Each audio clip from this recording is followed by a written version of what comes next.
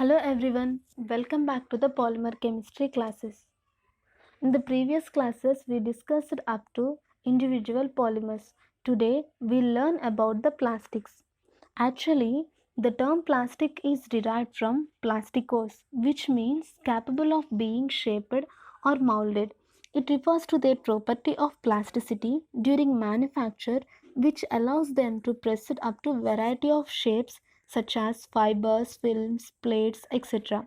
So finally, plastics are high molecular weight materials which can be molded into desirable shapes by applying some heat and pressure. Coming to the introduction to the plastics. A plastic material is any of the wide range of synthetic or semi-synthetic organic solids that are moldable. Plastics are typically organic polymers of high molecular mass, but they often contain other substances also.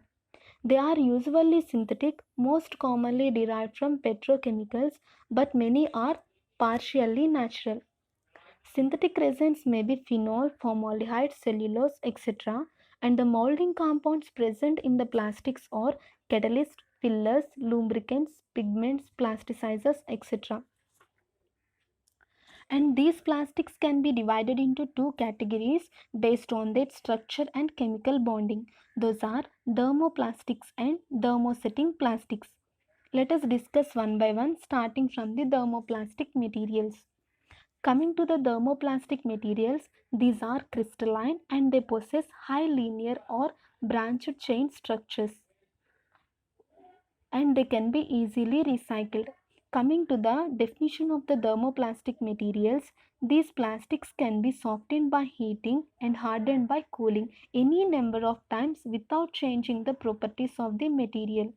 It is thus possible to shape and reshape these plastics by means of heat and pressure. One important advantage of this variety of plastics is that scrap obtained from old and worn out articles can be effectively used again. That means they become soft when heating and hence they can be reshaped into the desirable shape. Coming to the properties of the thermoplastics. Thermoplastic materials can be softened and liquefies on heating and hardens up to cooling, and they retain their shape after manufacturing. They are suitable for the recycling, reshaped by applying heat, and these thermoplastics melt before passing to the gaseous state. Thermoplastics allows to deformation when it is heated. They are soluble in some solvents, they swell in the presence of another some solvents. Coming to the applications of the thermoplastic materials. High pressure polyethylene thermoplastic material is applied to the rigid material covered with electrical machines, tubes, etc. And low pressure polyethylene thermoplastic material is used for the insulation of electrical cables. And polystyrene thermoplastic material is applied for electrical insulation, handles of tools, etc. Polyamide thermoplastic is used for the making of ropes, belts, etc. And coming to the PVC, which means polyvinyl chloride plastic material, it is used for the manufacturing of insulation materials, pipes, containers, etc. Coming to the next type, that is thermosetting plastics. Thermosetting plastics are usually having the three-dimensional cross-linked network-like structures. The polymeric chains are held together by strong covalent bonds, hence they do not soften on heating. Actually, these are made by two steps. In the first step, a low molecular weight viscous liquid is obtained, and this liquid is heated in the presence of curing agent, and then it undergo further polymerization along with the shaping to form the final product. Since curing results in the formation of cross-links thermosetting polymer which cannot be remolded. Coming to the definition of the thermosetting plastics, these plastics are either originally soft or liquid or they soften once upon heating, they harden permanently.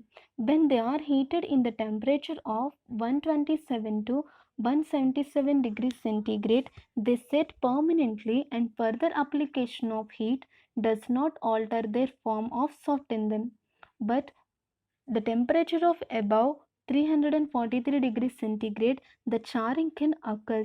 The thermosetting plastics are durable, strong, and hard. They are available in a variety of beautiful colors and are mainly used in the engineering applications of plastics. Coming to the properties of the thermosetting plastics. Thermosetting plastics are permanently hard on heating above a certain temperature, and these plastics undergo chemical change during manufacture, and they cannot be melted and reshaped. They are having little potential for the recycling purpose. Coming to the examples and uses of the thermosetting plastics. Polyester fiberglass system thermosetting plastics, these are used for the sheet molding compounds and bulk molding compounds. And coming to the another thermosetting plastic, that is polyurethane, it is used in the preparation of insulating foams, coatings, adhesives, car parts preparation, etc. Coming to the bakelite, a phenol formaldehyde resin, it is used as a electrical insulators.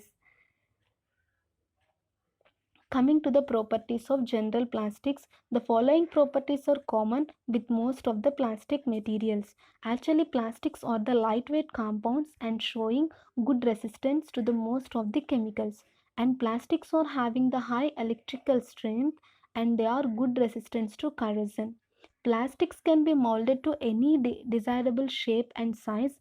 They can be made transparent or color. They are also cheap compared to the metals. All operations like drilling, punching can be done with the plastics. So this is about the plastics, and we will discuss up to plastics definition and types of the plastics and properties of the plastics. And coming to the next topic, that is processing or molding or compounding of the plastic. Compounding or molding is a process by which the polymer resins are mixed with some additives like fillers, plasticizers, stabilizers, etc. to impart some special properties to the molded final product. So let us discuss the ingredients which are present in the plastic materials. So first I am taking the additives in the first column and second examples and finally functions. Let us discuss one by one starting from the resins. So first important additive is resins. Example for the resins are thermoplastics and thermosetting resins. So these function of these main resins is basically binding materials and hold the constituents together, and major part of the plastics and thermosetting resins transferred into cross-linked plastics during molding in the presence of catalyst. Coming to the next additive, that is plasticizer. Examples of the plasticizers are DOP, adipate, etc.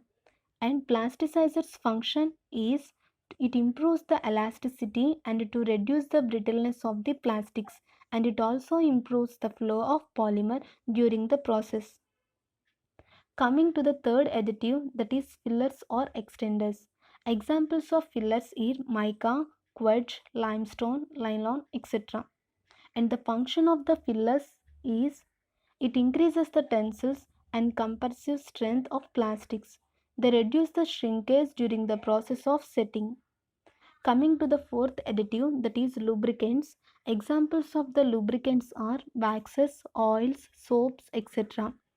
So the function of the lubricant is it makes the molding process smooth and give the glossy finish to the final product.